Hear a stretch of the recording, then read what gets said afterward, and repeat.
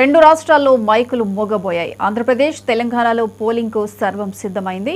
Polling ఏర్పాట్లలో election commission నిమగ్నమైంది. ఇదే అంశానికి సంబంధించి మరిన్ని అప్డేట్స్ కరీంనగర్ నుండి మా ప్రతినిధి రిషికేష్ లైవ్ లో అందిస్తారు. రిషికేష్, ఉమ్మడి కరీంనగర్ జిల్లా వ్యాప్తంగా కూడా అంటే సార్వత్రిక ఎన్నికలకు సంబంధించి పార్లమెంట్ జరుగుతున్నటువంటి ఈ యొక్క ఎన్నికల నేపథ్యంలో దాదాపుగా 57 రోజులుగా కొనసాగుతున్నటువంటి ప్రచార పర్వం కొద్దిసేపటి క్రితమే ముగిసింది. ఈ నేపథ్యంలో మొత్తంగా కూడా పార్లమెంట్ కు సంబంధించి కరీంనగర్ లో ఉన్నటువంటి 7 అసెంబ్లీ నియోజకవర్గాల పరిధిలో ఉన్నటువంటి కరీంనగర్ పార్లమెంట్ కావచ్చు, అటు పెద్దపల్లి 7 అసెంబ్లీ ఉన్నటువంటి నియోజకవర్గాలు ఉన్నటువంటి పెద్దపల్లి పార్లమెంట్ కావచ్చు, అదేవిధంగా నిజామాబాద్ పార్లమెంట్ కు సంబంధించి ఉమ్మడి కరీంనగర్ జిల్లా వ్యాప్తంగా కూడా 3 పార్లమెంట్ పరిధిలో ఉన్నటువంటి దీనికి సంబంధించినటువంటి నాయకులు పూర్తి స్థాయిలో ఈ రోజు సాయంత్రం 6 గంటల వరకు ప్రచారం ముగిసింది. 57 రోజుల పాటు కొనసాగినటువంటి ఈ ప్రచారం ముగిసిన తర్వాత దాదాపుగా ఈ రోజు సాయంత్రం 6 గంటల నుంచి రేపు సాయంత్రం 6 గంటల వరకు దాదాపుగా 48 గంటల వరకు, ఎల్లుండి ఉదయం 7 గంటలకు పోలింగ్ ప్రారంభమయ్యారు కూడా ఎలాంటి ప్రచారాలు చేయకూడదు అంటూ కూడా ఈసీ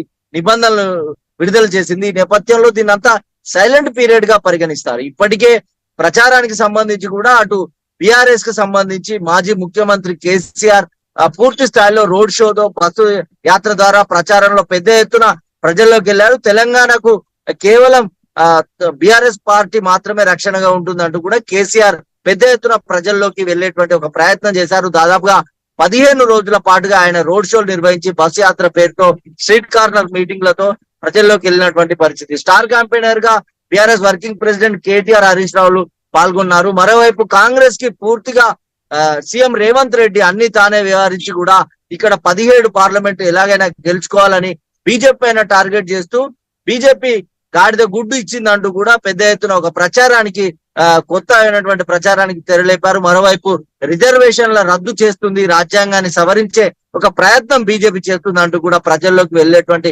ప్రయత్నం కాంగ్రెస్ చేసింది. మరోవైపు బీజేపీ నరేంద్ర మోడీ తర్వాత అంటే పూర్తి స్థాయిలో ఇప్పటి వరకు చేసినటువంటి అభివృద్ధి కావచ్చు, రామ మందిర నిర్మాణం కావచ్చు, అదేవిధంగా 370 ఆర్టికల్ తో పాటుగా రాబోయే రోజుల్లో ఉన్నటువంటి 3 ట్రిలియన్ ఎకానమీకి సంబంధించి కూడా విదేశాంగం సంబంధించినటువంటి సంబంధాల నేపథ్యంలో బలమైన వ్యక్తిగా మోడీ ఉంటారంటూ కూడా బీజేపీ ప్రజల్లోకి వెళ్ళేటువంటి ఒక ప్రయత్నం చేసింది.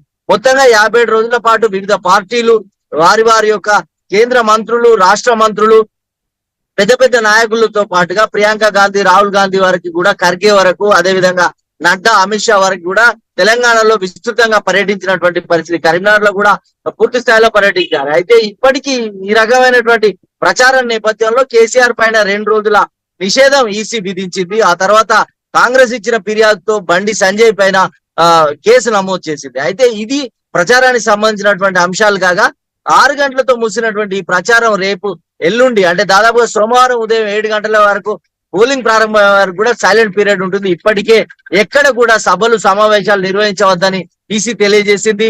దీనికి సంబంధించి కూడా అంటే పార్లమెంట్ పరిధిలో ఉన్నటువంటి వివిధ రాష్ట్రాలకు సంబంధించిన నాయకులు కావచ్చు, స్థానికేతరులు ఎవరు కూడా ఆయా పార్లమెంట్ పరిధిలో ఉండకూడదు అనేటువంటి కూడా టీవీలో కావచ్చు, పేపర్లో కావచ్చు, ఎక్కడ కూడా ఎలాంటి అడ్వర్టైజ్మెంట్ కావచ్చు, ఎలాంటి సభలు, సమావేశాలు నిర్వహించద్దని చెప్పింది. ఈ సైలెంట్ పీరియడ్ లో కేసులు నమోదు చేస్తామని ప్రచారం పూర్తయిన తర్వాత ప్రలోభాల పర్వం అనేటువంటిది ఒకటి మొదలైనటువంటి అవకాశం ఉన్న నేపథ్యంలో అటు పోలీసు యంత్రాంగం అప్రమత్తమైంది. పూర్తి స్థాయిలో ఇటు సమస్యాత్మక ప్రాంతాలతో సహా పూర్తిగా పోలింగ్ ప్రశాంతం పైన దృష్టి పెట్టింది అధికార యంత్రాంగం. ఇప్పటికే కరీంనగర్ రిటర్నింగ్ అధికారి అయినటువంటి పమేలా సత్పతి మొత్తంగా కూడా కరీంనగర్ లో 395 పోలింగ్ కేంద్రాలు ఉన్నాయి. ఆ తర్వాత చొప్పదండికి చూసుకున్నట్టయితే 295కు పైగా పోలింగ్ కేంద్రాలు, మానకొండూరులో 270 పోలింగ్ కేంద్రాలు, హుజురాబాద్ కు సంబంధించి కూడా దాదాపు 200కు పైగా పోలింగ్ కేంద్రాలు, సిరిసిల్లలో 290 పోలింగ్ కేంద్రాలు, 300 పోలింగ్ కేంద్రాలు వేములవాడ, ఇలా మొత్తంగా కూడా 7 అసెంబ్లీ పరిధిలో ఉన్నటువంటి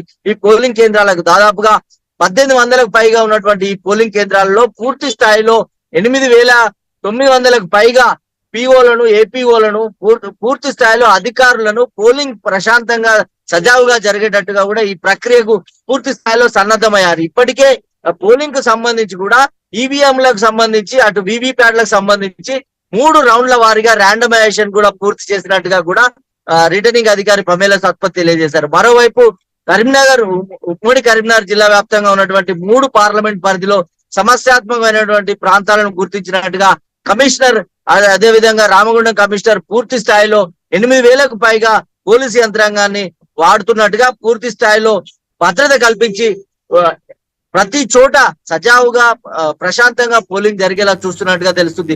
రేపు ఉదయం 7 గంటలతో పోలింగ్ సంబంధించినటువంటి సిబ్బందికి ఆయా సంబంధించినటువంటి సరంజామాను అందజేస్తారు. రేపటి నుంచి విధులకు సంబంధించి కూడా కొనసాగేటువంటి పరిస్థితి ఉంటుంది. ఆ తర్వాత సోమవారం ఉదయం 7 గంటలకు ప్రారంభమయ్యే పోలింగ్ ప్రక్రియ 5 గంటల వరకు కొనసాగనుంది. కొన్ని ప్రాంతాల్లో 4 గంటలకే ముగుస్తుంది. ఎండ తీవ్రత కారణంగా ఆయా పార్టీల యొక్క అభ్యర్థనల మేరకు 6 గంటల వరకు ఈ నేపథ్యంలో మొత్తంగా సోమవారం ఉదయం 7 గంటల నుంచి సాయంత్రం 6 గంటల వరకు పోలింగ్ నమోదు కానుంది. దీనికి సంబంధించి కూడా అందరూ తమ యొక్క ఓటు హక్కును వినియోగించుకోవాలని దీనికి సంబంధించినటువంటి ఏర్పాట్లన్నీ పూర్తి చేశారు. అందరికీ ఓటు పైన విస్తృతమైనటువంటి అవగాహన కూడా కల్పించారు.